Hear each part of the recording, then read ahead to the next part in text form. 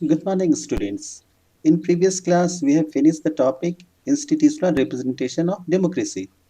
Right now, I am going to start the first chapter of history, which is Thousand Years of Medieval India.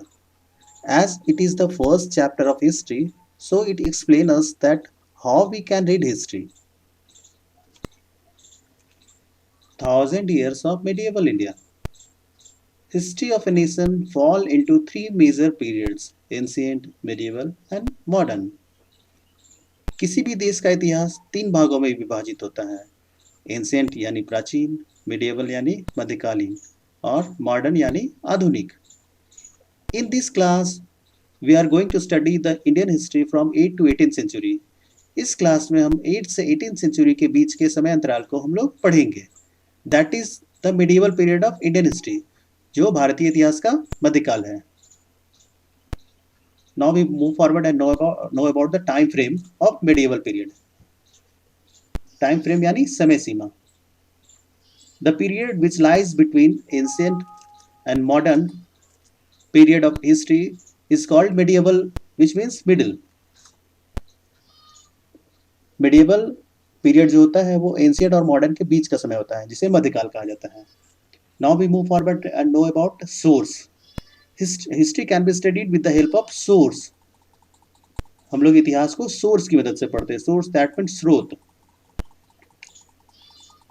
History can be studied on the basis of source, which are archaeological source and literary source. Source को हम लोग विभाजित करते दो भागों में: archaeological source and literary source, यानी पुरातात्विक स्रोत और साहित्यिक स्रोत। Now we move forward and know about the archaeological source, पुरातात्विक स्रोत। Archaeology deal with the materials remains of past civilisation. पुरानी सभ्यता से मिली वस्तुओं का अध्ययन को पुरातात्विक यानी आर्कियोलॉजी कहा जाता है। Archaeological sources include monuments, painting and sculptures, inscription etc. और इस आर्कियोलॉजिकल सोर्स में शामिल होते हैं आपके स्मारक, मॉन्यूमेंट दैट मीन स्मारक, printing and sculpture that mean मूर्तिकला और चित्रकला, इंस्क्रिप्शन यानी शिलालेख। Now we move forward and know about the monuments. Monument that mean स्मारक। Monument includes old temples, mosque, forts, palaces etc. Monument में शामिल होते हैं पुराने मंदिर, मस्जिद, किला और महल, जो हमारी पुरानी सभ्यता के बारे में बताते हैं।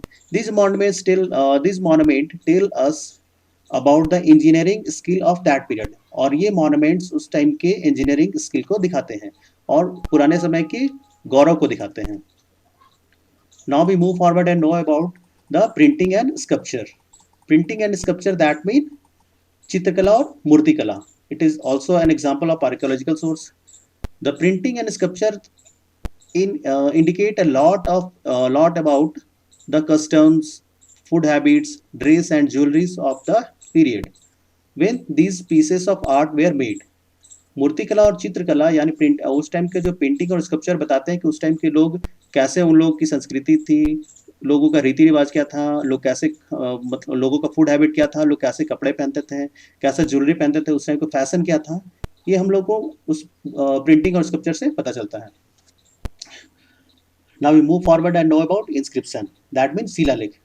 The inscriptions were used to record royal announcement, religious instruction and gift made to the temple villages etc.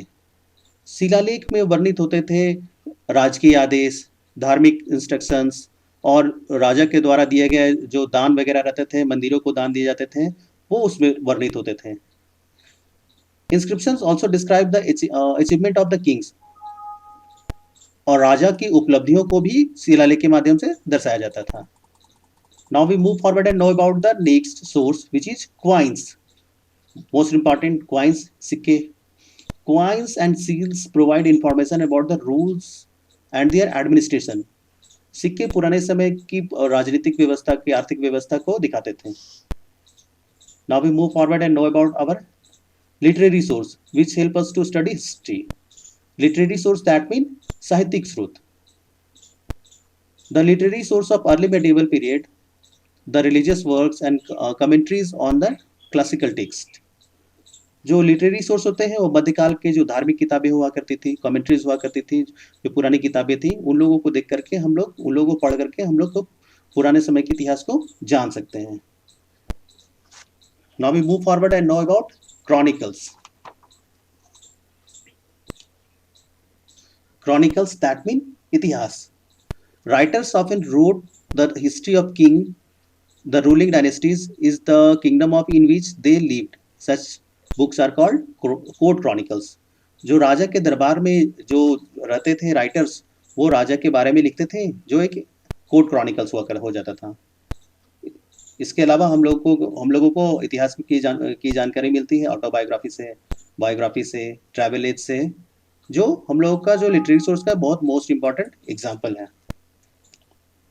Autobiography mean आत्मकथा, बायोग्राफी जीवनी होगी, और ट्रैवल एज दैट मीन यात्रा वृत्तांत। Now we move forward and know about the next literary source which is religious literature. Religious literature also tells us about the lifestyle of the people of that period, that time. जो religious literature हुआ करते थे वो हम लोगों को पुरानी लोगों के रहन सहन के बारे में बताते थे। Okay, that's all. Okay, and for homework please click PDF link of school app. Thank you.